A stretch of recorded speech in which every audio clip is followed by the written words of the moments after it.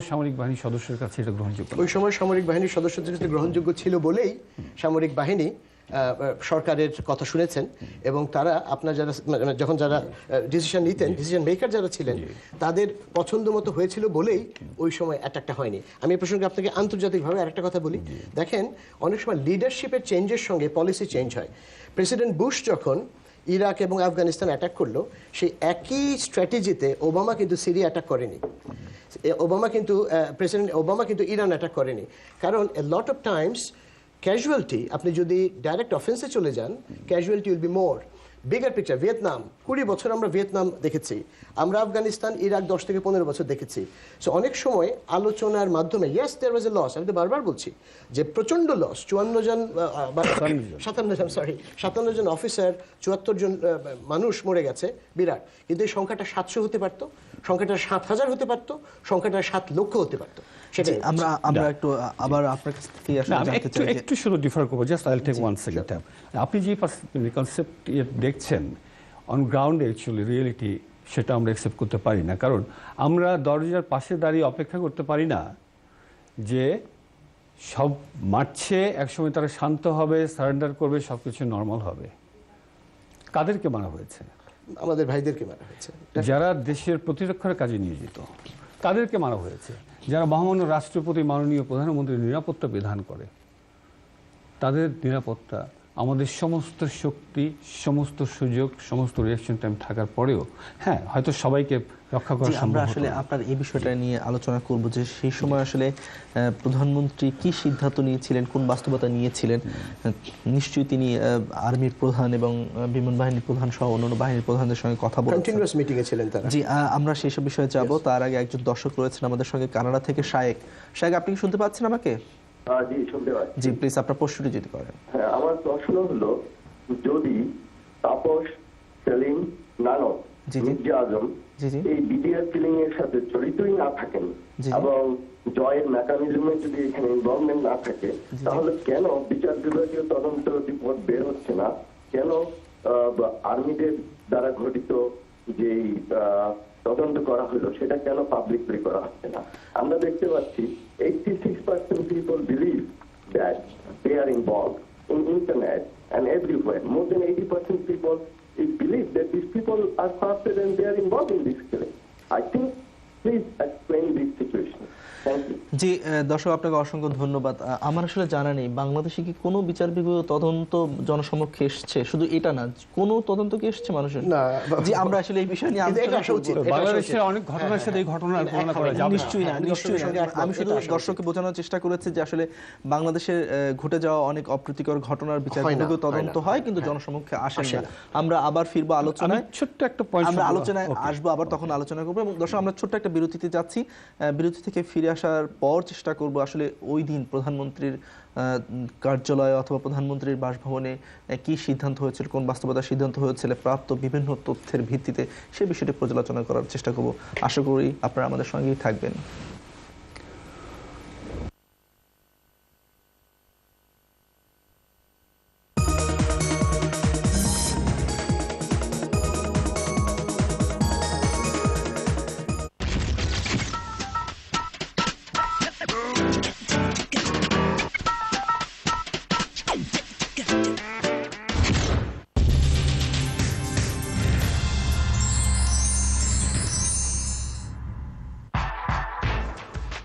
Welcome to liveonbd.com. Send gift to your friends and family.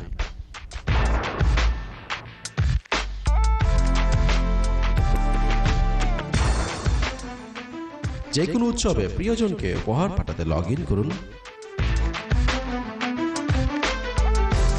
প্রিয়জনকে উপহার পাঠাতে আমরা আছি আপনার পাশে। Call us 917-807-7003.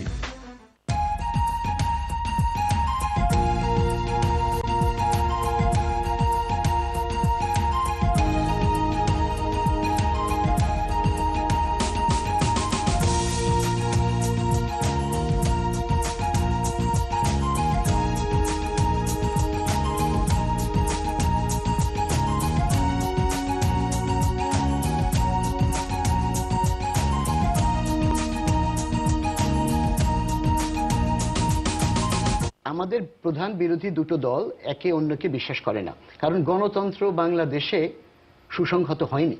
আপনি যে সংবিধানের কথা বলছেন, সেই সংবিধান সংশোধনের সময় কি আপনি বিরোধী জোটের মতামতকে গ্রাহ্য করেছেন? পুরো বেনিফিশিয়ারি হচ্ছে যারা আমাদের স্বাধীনতা বিরোধী তারা। নির্বাচনের সময় 2 মাস ধরে বাংলাদেশে ছিলেন, কেমন নির্বাচন হলো?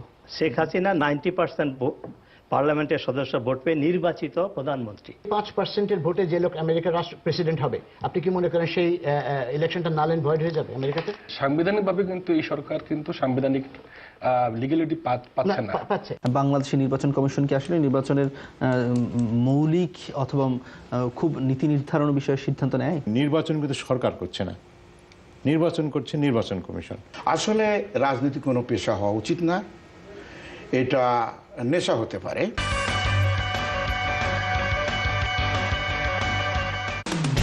সিনে বাংলায় প্রতি সপ্তাহের সাপ্তাহিক খবরে আপনার সংগঠন, প্রতিষ্ঠান কিংবা আপনার পারিপার্শ্বিক প্রতিদিনের ঘটনা প্রবাহের তথ্য প্রচারের জন্য যোগাযোগ করুন। ফ্যাক্স 7189370400, 7183922112, ফোন 7189378400, এক্সটেনশন 309 অথবা 460।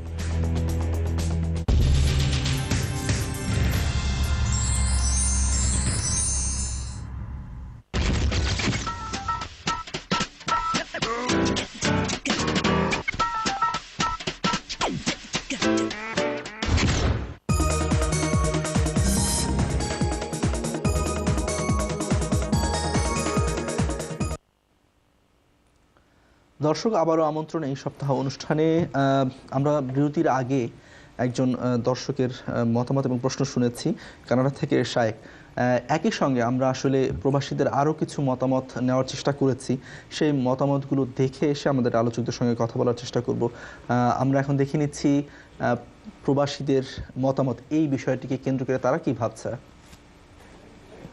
আমাদের দেশে অনেক চোর মারা গিয়েছে, এখনো পর্যন্ত আমরা কখনো খোঁজ খবর পাই নাই। আমরা সরকারের কাছে সঠিক বিচার চাচ্ছি। উভয় পক্ষে যে না হোক, গভর্নমেন্ট জড়িত আর অন্যান্য পলিটিশিয়ান পার্টি জড়িত থাকলো, গভর্নমেন্টের কাছে একটা আশা করি যে সঠিক বিচার যেন আমরা পাই। The killing of 2009 Bangladesh's BDR, nowhere in the world this kind of criminal activity happened anywhere in the world but Bangladesh. Until today, people are crying for justice. They haven't got justice. পৃথিবীর হিস্ট্রিতে এটা কখনো সম্ভব হয়নি এবং I think এটা হবেও না। So whoever behind this, and I'm requesting to the government যে আপনারা প্রপার লাইক জাস্টিসটাকে মানুষের সামনে তুলে ধরুন। আমাদের দেশে বিচার হয়, যত অপরাধীর বিচার করছেন আপনি, সবাইকে ফাঁসি দিয়েছেন, আমি happy, I'm two happy. But আমি এইটা জানতে চাই আর্মির জন্য আপনারা কি করতেছেন? আপনার প্রধানমন্ত্রী, আপনার ইশারা সবকিছু হয়, আপনার পাওয়ার আছে, আমি জানি আপনি সবকিছু করতে পারেন। জি দর্শক, আমরা আসলে জেনে নিলাম যে প্রবাসীরা বিষয়টি নিয়ে কী ভাবছেন। প্রথম কানাডা থেকে একজন দর্শকের প্রশ্ন এবং তারপর এই আমাদের স্থানীয় প্রবাসীদের আরও কিছু মতামত। এর সঙ্গে আমি আরও কিছু তথ্য দিয়ে আসলে সালাউদ্দিন চৌধুরী আপনার কাছে যেতে চাই যে আমি প্রথমে যেমনটা বলেছি যে দুটি তদন্ত রিপোর্ট আমার জানা মতে, একটি হচ্ছে জাহাঙ্গীর আলম চৌধুরীর নেতৃত্বে সামরিক বাহিনীর সদস্যদের দিয়ে করা, সেই তদন্ত রিপোর্ট আসলে প্রধানমন্ত্রীর কাছে যাওয়া এবং সেক্ষেত্রে প্রধানমন্ত্রী কী বলেছেন এরকম একটি বিষয় আমরা অনেক সময় শুনতে পেয়েছি এবং আপনার একটি সাক্ষাৎকার গণমাধ্যমে প্রকাশিত হয়েছে, সেখানে বলা আছে প্রধানমন্ত্রী বলেছেন তাহলে দোষীদের মধ্যে আমার নামটিও লিখে দেন। এবং আরেকটি তদন্ত রিপোর্ট যেটি আসলে আব্দুল কাহার আকন্দ, যিনি গোয়েন্দা কর্মকর্তা ছিলেন, তার নেতৃত্বে একটি তদন্ত রিপোর্ট হয়েছিল যেটি ঢাকা মহানগর দায়রা জজ সেই রিপোর্টকে বলেছেন পক্ষপাত দুষ্ট এবং তার বিরুদ্ধে ব্যবস্থা নেওয়ার জন্য সরকারের কাছে তিনি লিখিতভাবে জানিয়েছেন। এই দুটি তদন্ত রিপোর্ট যেটি পূর্ণাঙ্গভাবে আসলে আমরা বিভিন্ন সময় কিছু কিছু জানতে পেরেছি, কিন্তু আমরা জনসমক্ষে দুটি রিপোর্ট আসেনি এবং আমরা দেখেছি যে তৃতীয় মহানগর দায়রা জজ আসলে দুজন রাজনৈতিক নেতাকে অভিযুক্তও করেছেন, একজন নাসিরউদ্দিন পিন্টু বিএনপির নেতা এবং আরেকজন হচ্ছেন তোরাব আলী আওয়ামী লীগের। তার মানে হচ্ছে রাজনৈতিক দুই দলের দুজন কিন্তু রয়েছেন। সব মিলিয়ে আমাদের কানাডা থেকে যে দর্শক প্রশ্ন করেছিল তার অভিযোগ এবং এই তথ্যগুলোর ভিত্তিতে আপনি আসলে কি বলতে চান যদি? দেখুন, রাজনীতিবিদদের কাজ রাজনীতি করবেন, দেশ সেবা করবেন। রাজনীতি তাদের নেশা, পেশা, শখ, তাদের ব্যাপার। রাজনীতি এবং এই ভয়াবহ নৃশংস হত্যাকাণ্ডটিকে আমি দুই জায়গায় রাখতে চাই। রাজনীতির কারণে যদি হয়, সে কি কারণ কি সেটা বের করে যথাযথ শাস্তি প্রদান করার দায়িত্ব সরকারের। হ্যাঁ, সরকারকে আমি ধন্যবাদ দিই এক ক্ষেত্রে যে এতগুলি মানুষের বিচার করে রায় দিয়েছে, কিন্তু একটা তদন্ত করতে গেলে তার একটা কার্যপরিধি নির্ধারণ করে দেওয়া হয়। এখানে কার্যপরিধি এত সীমিত, এটা হওয়া হচ্ছে আরও ব্যাপক, যে এটা কেন হয়েছে, এটাকে প্রতিরোধ করা যেত কিনা, কেন যায়নি, কারা দায়ী, সে প্রসঙ্গে সরকার যায়নি, নাম্বার ওয়ান। নাম্বার টু হলো যে এটা আপনি জিজ্ঞেস করেছেন যে পক্ষপাত দুষ্ট কিংবা সেই, এখানে আমি মনে করি, এখনও আমি দাবি করি সরকারের প্রতি, যেহেতু একটা গণতান্ত্রিক দলের প্রধান হিসেবে প্রধানমন্ত্রী আছেন এবং উনি জনগণের নেত্রী হিসেবে সবাই জানেন, যে এটা অধিকতর তদন্ত হওয়া বাঞ্ছনীয়। কারণ এটা শুধুমাত্র যেটা একটু আগে আলোচনা করেছি যে আমরা আলোচনা করতে যে আমরা তো আসলে এখন পর্যন্ত দেখলাম যে এর পিছনে যারা হোতা হিসেবে থাকতে পারে এরকম বিভিন্ন ধরনের অভিযোগ রয়েছে, তাদেরকে ধরার ক্ষেত্রে তো কোনো কার্যকরী উদ্যোগ আমরা এখন পর্যন্ত দেখতে পাইনি, বরং তদন্ত রিপোর্ট নিয়েই এখন খোদ জাজ হচ্ছে কর্মকর্তার বিরুদ্ধে, যিনি তদন্ত কর্মকর্তা ছিলেন তার বিরুদ্ধে অভিযোগ করেছে সরকার কাছে যে এই তদন্ত রিপোর্ট পক্ষপাতদুষ্ট, এবং সেনাবাহিনীর যে তদন্ত রিপোর্ট সেটি প্রধানমন্ত্রী এক অর্থে প্রত্যাখ্যানই করেছেন, কারণ তিনি বলেছেন যে দোষীদের মধ্যে আমার নামটিও লিখে দিন, এরকম একটা কথা আমরা সব জানি।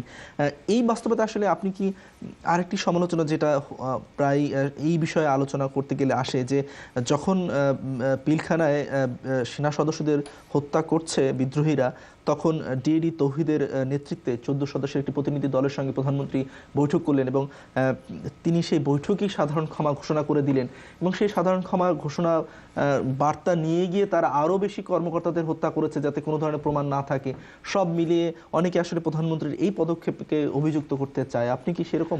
মূল কথা হলো কি, যে প্রথমত হলো যে এটাকে প্রতিরোধ করা যেত কি, আমি আগে বলেছি ব্যর্থ হয়েছে সরকার। দ্বিতীয়ত যখন ঘটনাটা ঘটে এটার ক্ষয়ক্ষতির পরিমাণ আরও কমানো যেত কিনা, এটি স্ট্র্যাটেজিক্যাল একটা মারাত্মক ভুল ছিল, ভুল পদক্ষেপ সরকারের এবং তৎকালীন যারা বিভিন্ন দায়িত্বে ছিল।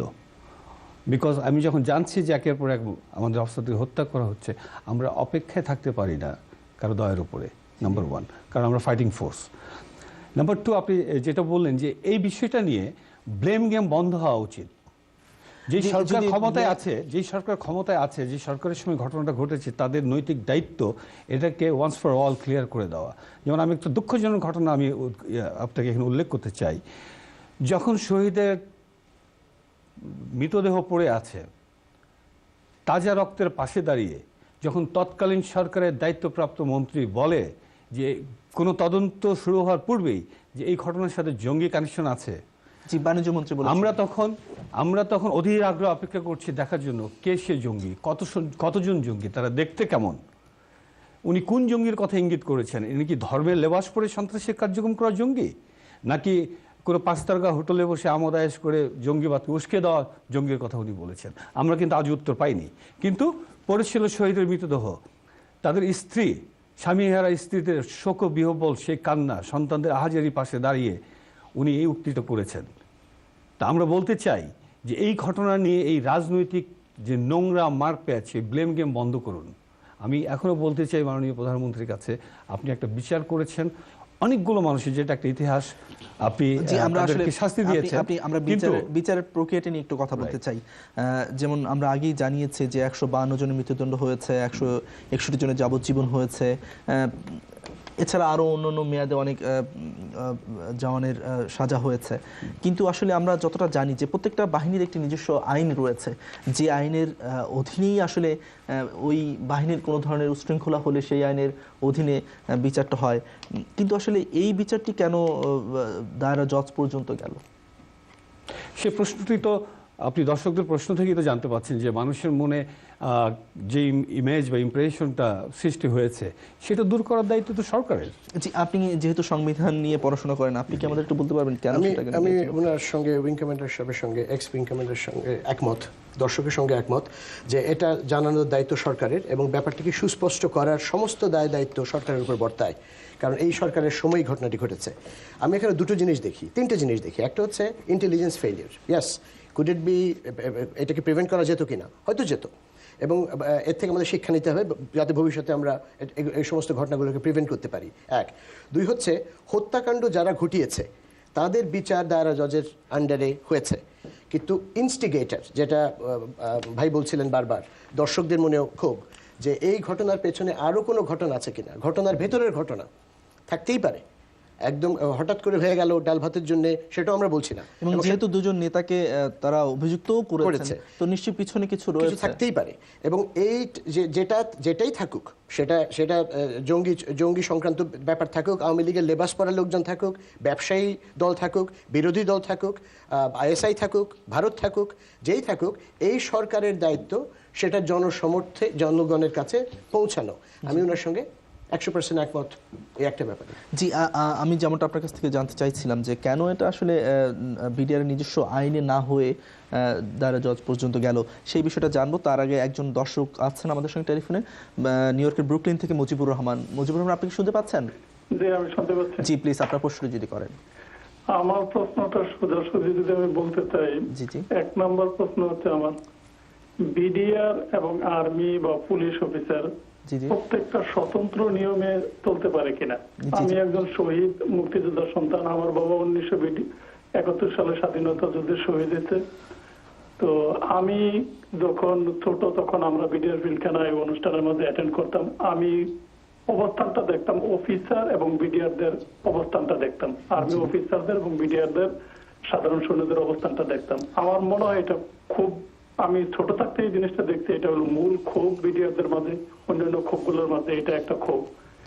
এটা যদি স্বতন্ত্র একটা দেশ প্রতিরক্ষা বাহিনীদের মতো যদি হয়, আমার মনে হয় এটা একটা উত্তম রাস্তা।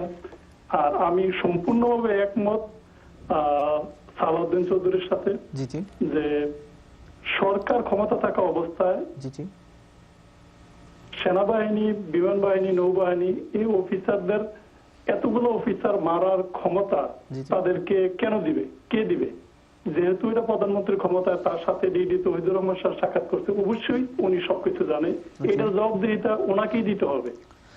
জি দর্শক, আমরা আপনার প্রশ্ন অথবা মতামত পেয়েছি, আপনাকে অসংখ্য ধন্যবাদ ফোন করার জন্য। জি, আমি যেমনটা আপনার কাছে জানতে চেয়েছিলাম, আপনার কাছে কি, আমি যতটা জানি সেটা হচ্ছে, আমার কাছে ব্যাপারটা সুস্পষ্ট নয়, কিন্তু আমি এটুকু জানি যে বিডিআর একটা প্যারামিলিটারি ফোর্স। জি, আমি আপনাকে একটু সেক্ষেত্রে ইনফরমেশন দিয়ে রাখি যে আসলে সংবিধানের 47-এর 3 অনুচ্ছেদ সংশোধন করা হয়েছে এবং সেখানে আসলে বলা হয়েছে যে এরকম বাহিনীর যে বিশৃঙ্খলার কোনো ঘটনা ঘটলে সেগুলো মূলত আসলে সংবিধানে যে অধিকার থাকে সেই অধিকারগুলো বাইরে গিয়েও বিচার ব্যবস্থা হবে, এবং যেটা আরো বেশি সুস্পষ্ট হচ্ছে 47-এর ক-এর 2 অনুচ্ছেদে। এবং এটি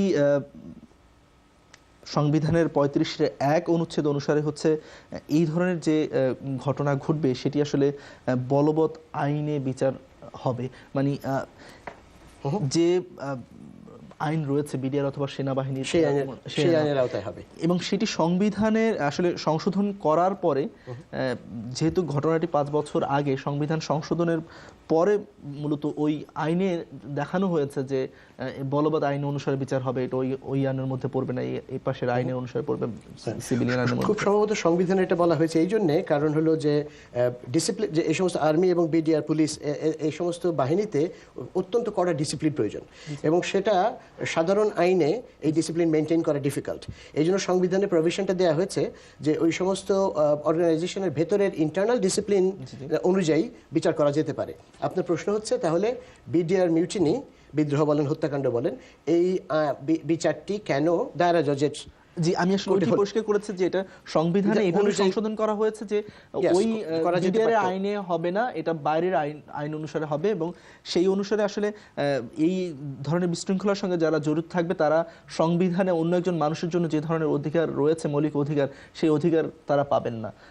এরকম একটি সংশোধন করার পরে মূলত বিচার প্রক্রিয়া যেহেতু অনেক আগে শুরু হয়েছে এবং আমরা সর্বশেষ দেখলাম, রায় দেখলাম হচ্ছে গিয়ে নভেম্বর মাসে, গত বছরের নভেম্বর মাসে, কিন্তু এটি সংশোধনের পর এটি বলবৎ করা হয়েছে বিডিআর হত্যাকাণ্ডে, যেটা অনেক আগেই শুরু হয়েছে বিচার প্রক্রিয়াটি। এখানে কি একটি আইনি মারপ্যাচ রয়েছে না আসলে? হয়তো আছে, আমি আমার কাছে ব্যাপারটা পরিষ্কার না, আমি এই জন্য আই ডোন্ট নো, আমি জানি না। জি, আপনি এখানে মূলত বিষয়টা হয়েছে কি যে এই যে পাবলিক পারসেপশনটা কেন গ্রো হয়, যেটা ডক্টর হাফিজ বললেন যে আমি ক্ষমতায় আছি, রাইট, আমার ঘটনা ঘটেছে, এটা আমার দায়িত্ব, মৌলিক দায়িত্ব, নৈতিক দায়িত্ব এটা প্রমাণ করা ঘটনাটা কি ঘটেছে।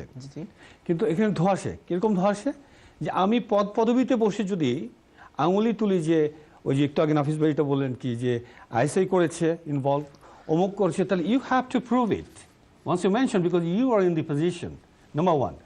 আমি সেটা করছি না, তার মানে আমরা জনগণকে বিভ্রান্ত করছি। এই জন্য আমি বিনয়ের সাথে সব রাজনীতিবিদদেরকে বলতে চাই যারা শাসক গোষ্ঠী কিংবা বিরোধী দলে আছে, অন্য দলে আছে, এই বিষয়টাকে নিয়ে আপনার প্রয়োজনে সবাই বসুন এবং ক্লিয়ার করুন। কেন?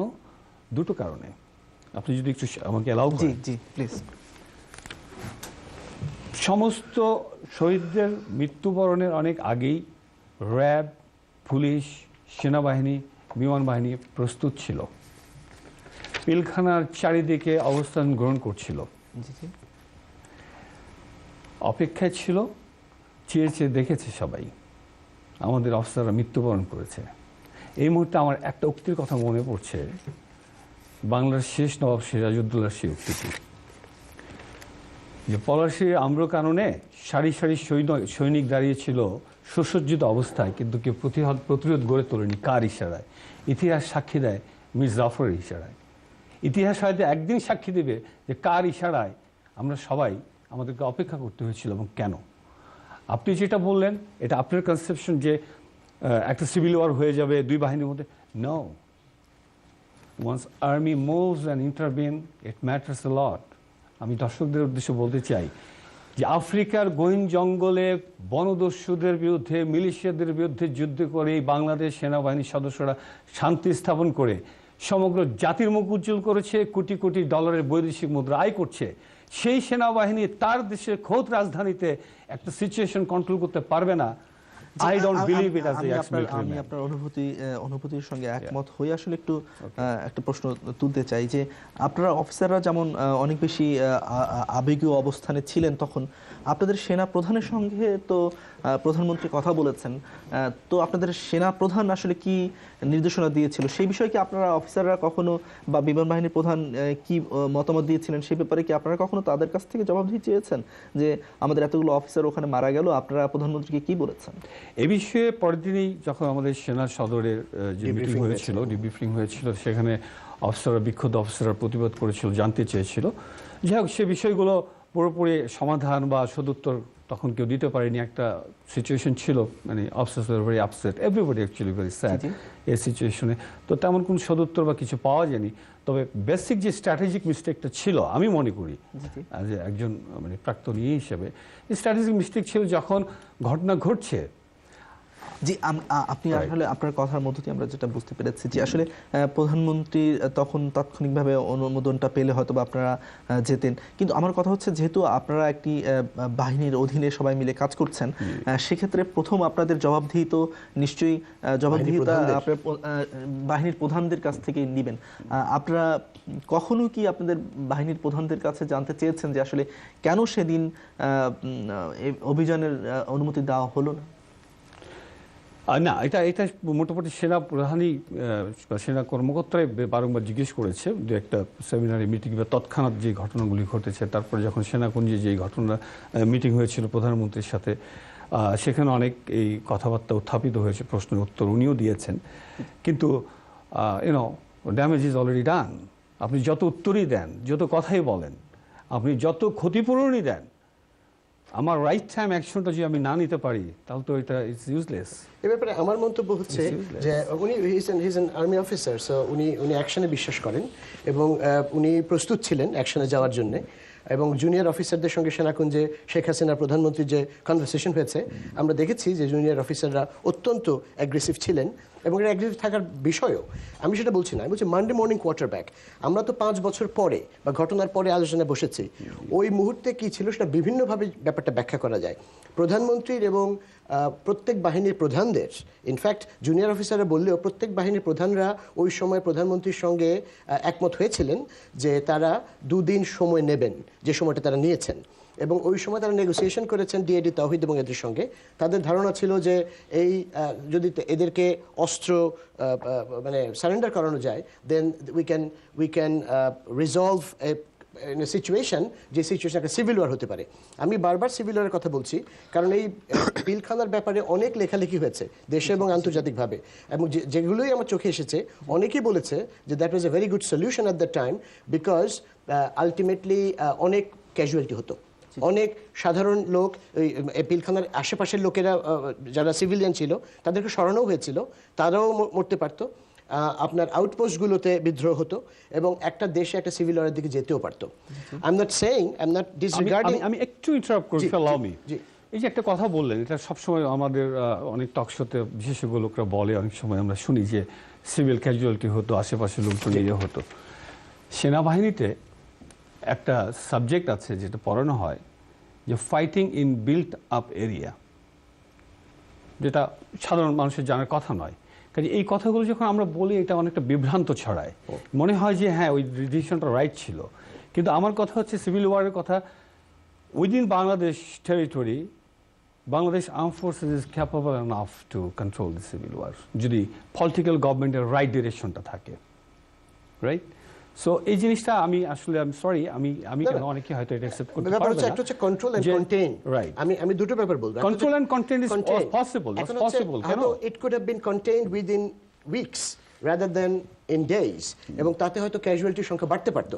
আমি বলছি না যে এটা ঠিক হয়েছে, আমি বলছি দিস ইজ এ পসিবিলিটি, মানে সম্ভাবনাটা উড়িয়ে দেওয়া যাবে না। জি, আমি যদি আপনাকে একটু থামিয়ে বলি যে আপনি আসলে যেমনটা বলছিলেন যে সরকার যদি সত্যি মনে করে যে আসলে প্রাণহানি কমানোর জন্য এই ধরনের একটি পদক্ষেপ নেওয়া দরকার, সেই বাস্তবতায় আসলে সরকারের পক্ষ থেকে নিশ্চয়ই দায়িত্বশীল বক্তব্য আমরা আশা করতে পারি। যেমন সরকারের পক্ষ থেকে বলা হয়েছে যে এটার সঙ্গে পাকিস্তানের ISI জড়িত, সালাউদ্দিন চৌধুরী জড়িত, আবার শিল্পমন্ত্রী বলেছেন যে এটার সঙ্গে জঙ্গি জড়িত।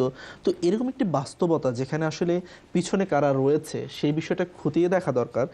সেই সময় সরকারের পক্ষ থেকে এই ধরনের বক্তব্য দেওয়া, এটা কি আসলে পিছনে কারা রয়েছে তাদেরকে খুঁজে না বের করার জন্য সরকারের অনিচ্ছা? বক্তব্যগুলো বিভিন্নভাবেই এসেছে, খুব বক্তব্যগুলো একদমই সঠিক নয়। আবার বিরোধী দল থেকে এই বক্তব্য এসছে যে পিলখানাতে যারা এগুলো করেছে তারা বাঙালি ছিল না, তারা অন্য ভাষায় কথা বলছে, এরকম আমরা শুনেছি।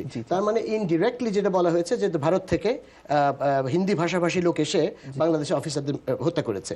আপনারা ভিডিও ফুটেজ দেখেছেন, আমরা ভিডিও ফুটেজ দেখেছি। অন্য ভাষাভাষী মানে এমন তো না যে ভারত থেকে, এটা পাকিস্তান থেকে আসতে পারে। যেহেতু ভারত এবং পাকিস্তান দুটো দেশের নামই এসছে এবং আমাদের বাংলাদেশের বরাবরের যে অবস্থা আর কি, রাজনৈতিক দলগুলো কিছু ভারত আর পাকিস্তানকে আনতে হয়, কাদা ছড়াছড়ি করে। আমি বলবো এই সমস্ত মন্তব্যের কোনো ভিত্তি নেই।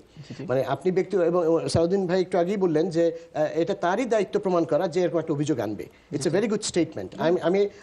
আমি এটা অফকোর্স, আমি সবচেয়ে দুঃখ পেয়েছি যে রেসপন্সিবল মিনিস্টার যখন তদন্ত শুরুর আগে শহীদের মৃতদেহের পাশে দাঁড়িয়ে বলে যে এই ঘটনার সাথে জঙ্গি কানেকশন আছে, then I really have they couldn't prove. But what I'm saying is that ultimately যেটা আমরা চাই, বা আজকে দর্শকরা যেটা চান, সালাউদ্দিন সাহেব যেটা চান, আমি যেটা চাই, আপনি যেটা চান, সেটা হচ্ছে এর একটা গ্রহণযোগ্য একটা মীমাংসা এবং একটা সরকারের থেকে 500 পৃষ্ঠার যেটা আমরা 9/11 কমিশনের যেটা হয়েছে, একটা কমিশন করে তার থেকে একটা ছাপিয়ে মানুষের হাতে একটা গেজেট পৌঁছে দিন, এবং যাতে সমস্ত প্রশ্নের উত্তরগুলো পাওয়া যাবে। জি, এই বিষয়ে সরকারের আসলে কি করছে সর্বশেষ সেটা নিয়ে আমরা আলোচনা করব। তার আগে একজন দর্শক রয়েছে আমাদের সঙ্গে, গাজী নয়ন। নয়ন, আপনি কি শুনতে পাচ্ছেন? হ্যালো, ওয়ালাইকুম আসসালাম। নয়ন, আপনার প্রশ্নটি করেন প্লিজ। জি, আসসালামু আলাইকুম ভাই। ওয়ালাইকুম আসসালাম। আমাকে লাইন দেওয়ার জন্য জি, আমাকে লাইন দেওয়ার জন্য আপনাকে অসংখ্য ধন্যবাদ। জি জি আমি যে আমার প্রশ্নের আগে আমি একটু বলছি, আপনারা গত 18 মিনিট নষ্ট করছেন বিডিআর হত্যাকাণ্ড নিয়ে। সম্মানিত সালাউদ্দিন চৌধুরী সাহেব, যতই ভালো কথা বলেন না কেন, তোমরা কোনদিন ধর্মের কাহিনী শুনে না। এটাই আমাদের নিয়ম। এটা আওয়ামী লীগের আজম ভাই, আওয়ামী লীগের দুলা ভাই, বাংলা ভাই, বাংলাদেশের সবাই জানে, এখানে কারো কোনো দ্বিমত থাকে না।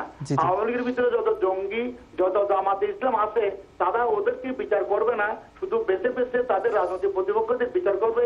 এটা চিরাচরিত হয়ে গেছে, এটার কোনো মীমাংসা নাই। আর শেখ হাসিনা যদি বিডিআর এর হত্যাকাণ্ডের বিচার করতো অথবা সেনাবাহিনীদের বাঁচানোর ইচ্ছা করতো, মুহূর্তের ভিতরে এটা করতে পারতো, একটা প্রাণহানি করতো না। তিনি ইচ্ছাকৃত ভাবে ওনার ভবিষ্যৎ ক্লিয়ার করার জন্য যে কাজটা করছে, এটা নেককার জন্য ভবিষ্যতে এটা সাক্ষী হবে, ভবিষ্যতে এটা বিচার করবে। আপনারা এটার জন্য আর বাড়াবাড়ি না করে সময় নষ্ট করবেন না, বর্তমান নিয়ে আলোচনা করেন, মানুষকে বুঝে দেন।